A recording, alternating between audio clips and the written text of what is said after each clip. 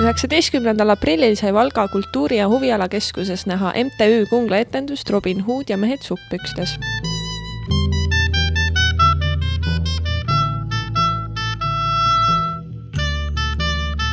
Lavastajateks olid Siiri Põldsaar ja Tauri Pai.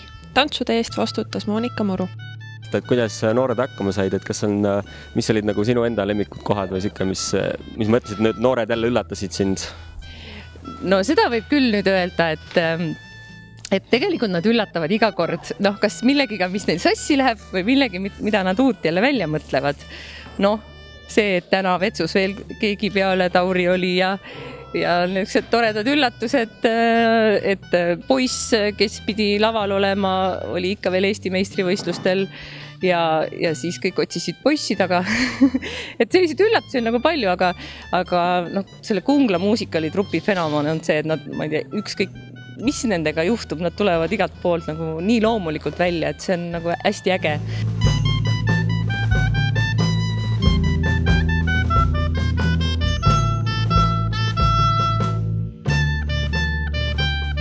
Muusikal põhineb Mel Brooksi samanimelisel filmil ja Hollandi muusikalil.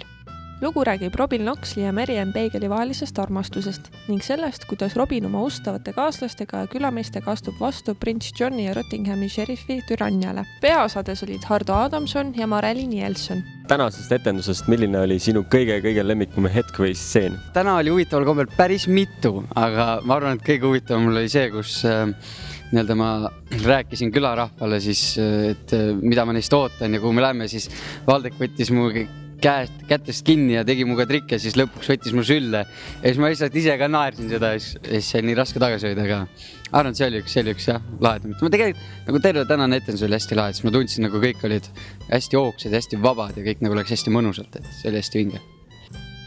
Näitlejad jäid enda esinemisega rahule ning ootavad põnevusega uut hooaega. Võtsime hästi vabalt seda ja kuidagi nautisime palju.